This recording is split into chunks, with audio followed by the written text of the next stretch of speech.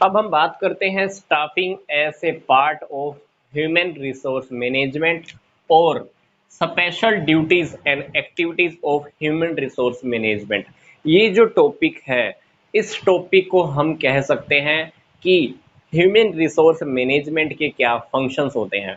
तो पहले तो हमको ये बात बिल्कुल क्लियर होनी चाहिए, ह्यूमन रिसोर्स मैनेजमेंट का जो काम होता है वो स्टाफिंग से कहीं गुना ज़्यादा होता है, क्योंकि स्टाफिंग के अंदर हम रिक्रूटमेंट, सिलेक्शन, ट्रेनिंग, डेवलपमेंट सिर्फ यही बातें करते हैं, जबकि ह्यूमन रिसोर्स मैनेजमेंट में रिक्रूटमेंट, सिलेक्शन तो आता ही आता है। इसके अलावा काफ़ी सारी बातें और भी हैं जो आपको इस टॉपिक में अभी पढ़ने को मिल रही हैं।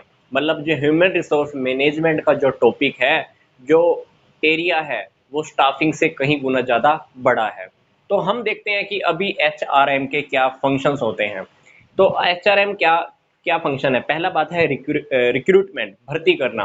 रिक्रूटमेंट के अंदर ह्यूमन रिसोर्स मैनेजमेंट के अंदर क्या क्या आता है, वो सिलेक्शन का काम भी करता है, रिक्रूटमेंट भी करता है, इंटरनल सोर्सेज से, एक्सटर्नल सोर्सेज से प्रमोशन करना, किसी का ट्रांसफर करना, ये सारी की सारी बातें इसी के अंडर में आती है। रिक्रूटमेंट वो कहीं से भी कर सकता है। फिर बात आती है नेक्स्ट, प्रोवाइडिंग एक्सपर्ट सर्विसेज। अभी ह्यूमन रिसोर्स मैनेजमेंट का काम सिर्फ रिक्रूटमेंट, ट्रेनिंग, सिलेक्शन तक ही नहीं होता है, बल्कि इसके अलावा भी काफ़ी सारा काम होता है। वो क्या करता है, एक्सपर्ट की काफ़ी सारी सर्विसेज भी देता है, विशेषज्ञ की तरह काम करता है, एक्सपर्ट की तरह काम करता है, कुछ स्पेशल फैसिलिटी भी देता है। फॉर एग्जाम्पल, जॉब की इवेल्युएशन करना, परफॉर्मेंस को मेजर करना कि कौन कितना परफॉर्म कर रहा है, और ट्रेड यूनियन के साथ नेगोशिएट करना। नेगोशिएट करने का मतलब होता है कि हम कभी कभी जैसे बाजार में जाते हैं, किसी प्रोडक्ट को खरीदने के लिए नेगोशिएट करते हैं, भाव मोल करते हैं, भाव तोल करते हैं, भाई भाव कम लगा ले या ज़्यादा लगा ले, तो वो नेगोशिएशन का भी काम करता है ह्यूमन रिसोर्स मैनेजमेंट। फिर जो थर्ड टॉपिक है वो है हमारा developing compensation and the incentive plan.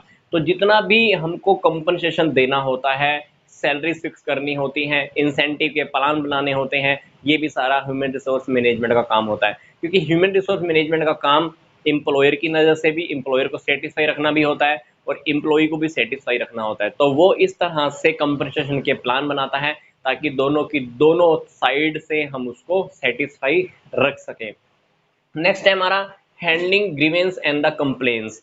कभी कभी कंप्लेंट्स भी आती हैं, एम्प्लॉयर की भी हाथ पर भी कुछ कंप्लेंट हो सकती हैं, एम्प्लॉयज भी एम्प्लॉयर के अगेंस्ट कुछ कंप्लेन कर सकता है। तो ये ह्यूमन रिसोर्स मैनेजमेंट क्या करता है, उनकी कंप्लेंट्स को सुनता है, उनकी कंप्लेंट्स को सोल्व भी करता है। क्योंकि ह्यूमन रिसोर्स मैनेजमेंट का काम ऐसा लगा लिया कि मेडिएटर की तरह ही होता है, एक मध्यस्थ की तरह ही होता है। उसको इसकी एम्प्लॉयर की भी सुननी पड़ती है और एम्प्लॉय की भी सुननी पड़ती है, और दोनों के अंदर क्या बना के रखना पड़ता है, कोऑर्डिनेशन बना के रखना होता है। इसलिए कंप्लेन को सोल्व करने का काम बहुत जरूरी होता है, और जो भी विशेष फैसिलिटी होती है वो उनको प्रोवाइड भी कराता है। अगली जो बात है वो है providing social security and welfare. उन लोगों को, एम्प्लॉयज को सोशल सिक्योरिटी मिले, वेलफेयर मिले, उनकी सुरक्षा बढ़े, इस बात का भी ध्यान रखता है।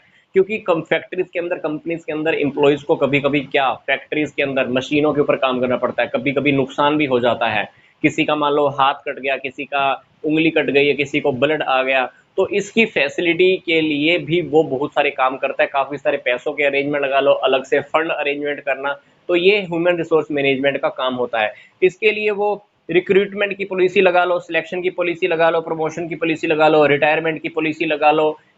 मान लो किसी की नौकरी छूटती है तो नौकरी के बाद उसको क्या बेनिफिट मिलने वाला है, नौकरी के बाद वो अगर खाली रहेगा तो उसको क्या बेनिफिट मिलने वाला है, ये सारी पॉलिसीज भी फिक्स करता है।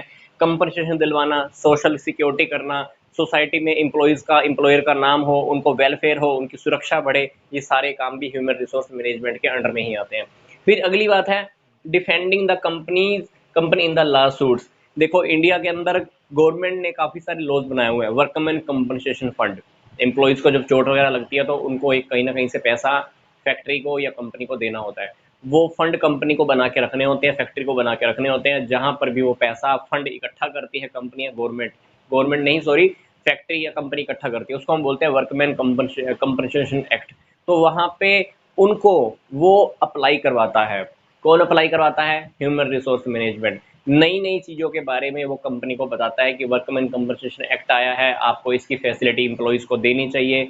नई नई बातों के प्रति अवेयर करता है ह्यूमन रिसोर्स मैनेजमेंट। किसको, एम्प्लॉयर को, किसके लिए, एम्प्लॉयज़ को फैसिलिटी देने के लिए। इसी तरह से एम्प्लॉयज़ का एक स्टेट इंश्योरेंस भी है कि एम्प्लॉयज़ का हम इंश्योरेंस भी कर सकते हैं। इंश्योरेंस करने का फ़ायदा क्या होता है?